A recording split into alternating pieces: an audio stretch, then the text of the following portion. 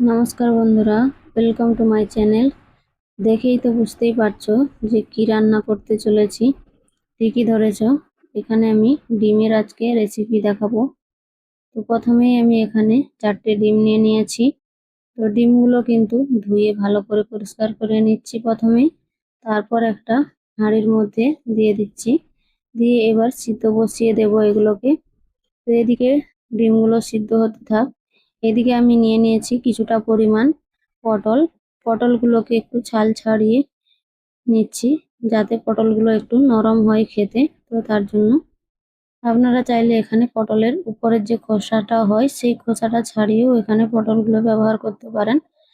আর আমি এখানে লম্বা লম্বা কেটেছি, আপনারা আপনাদের পছন্দ মতো এখানে পটলগুলো কিন্তু কেটে নিতে পারেন। তো সব পটলগুলো আমি কেটে নেব এইভাবেই। তো পটলগুলো আমার কাটা হয়ে গেছে। এবারে নিয়ে নিয়েছি এখানে দুটো আলু। আলু কিন্তু আমি এখানে অল্প করেই ব্যবহার করছি, আপনারা আপনাদের পরিমাণ মতো আলু ব্যবহার করবেন। তো আলুটাও আমি কেটে নিচ্ছি এভাবে ছিলে। তো দেখেই বুঝতে পারছো আলুটা আমি লম্বা লম্বা করে কেটে নিচ্ছি।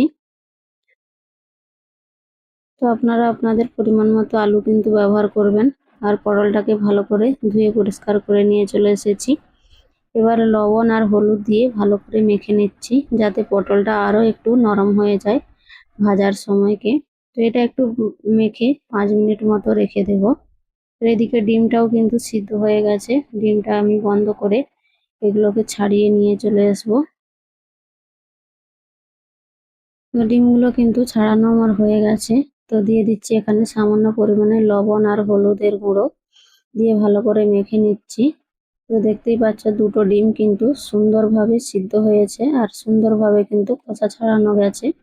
আর দুটো ডিম কিন্তু একেবারে ব্রয়লার মুরগির মতো খোসা মানে ছাল ছাড়ানো হয়ে গেছে। তো অর্ধেক ডিমের খোসার সাথেই কিন্তু পালিয়ে গেছে।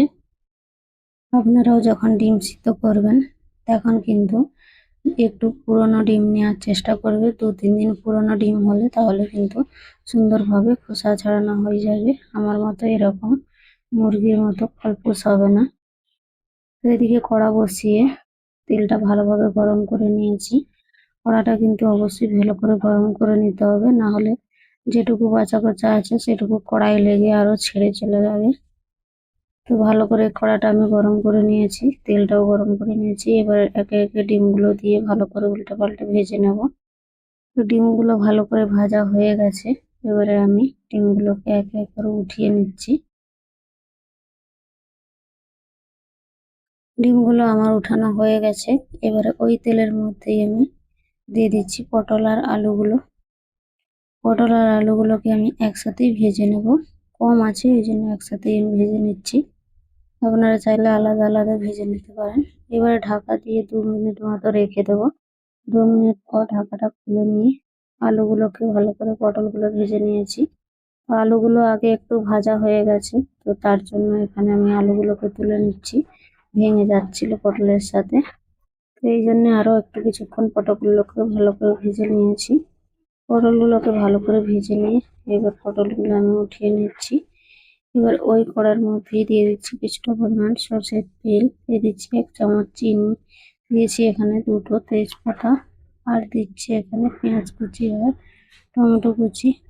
এবারে সবকিছুকে ভালো করে একটু ভেজে নেব। পেঁয়াজ আর টমেটো একসাথেই দিয়ে দিয়েছি, যাতে একটু ভালোভাবে পেঁয়াজ টমেটোটা নরম হয়ে যায়।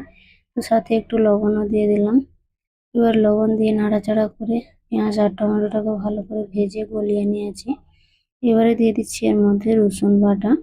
এখানে আমি আদা বাটার কিন্তু ব্যবহার করিনি, শুধুমাত্র রসুন বাটা ব্যবহার করেছি, তাই কিছুটা পরিমাণ একটু বেশি করেই রসুনটা দিয়েছি এখানে। এবার রসুনটাকেও ভালো করে ভেজে নেব। রসুনটাও আমার ভালো করে ভাজা হয়ে গেছে। এবারে এর মধ্যে দিয়ে দিচ্ছি এখানে জল। জল দিয়ে একটু মিশিয়ে নেব, না হলে এখানে পুড়ে যেতে পারে মশলাগুলো। আবার ভালোভাবে মিশিয়ে নিয়ে এর মধ্যে দিয়ে দেবো হলুদের গুঁড়ো 1/2 চামচ, লঙ্কার গুঁড়ো দিয়েছি 1/2 চামচ। এবারে মশলাটা ভালো করে এখানে কষিয়ে নেবো মিডিয়াম ফ্লেমে। মশলাটা ভালো করে এখানে কষানো আমার হয়ে গেছে। এবারে এর মধ্যে আমি ডিমটা দিয়ে দেবো। ডিম দিয়ে আমি আরো কিছুক্ষণ এটাকে কষিয়ে নেবো যাতে মশলার মধ্যে ডিমের ফ্লেভারটা চলে আসে। এবারে দিয়ে দিচ্ছি এর মধ্যে ঝোলের জন্য জল। ঝোলের জন্য আমি এখানে 2 বাটি জল দিয়েছি। এবারে সব কিছুকে ভালোভাবে মিশিয়ে নিয়ে এটাকে ফুটতে দেবো কিছুক্ষণের জন্য। 2 থেকে 3 মিনিট মতো ঢাকা দিয়ে ফুটিয়ে নিয়েছি। এবার ঢাকাটা খুলে নিয়েছি, দিয়ে দিচ্ছি এখানে 1/2 চামচ মতো গরম মশলার গুঁড়ো।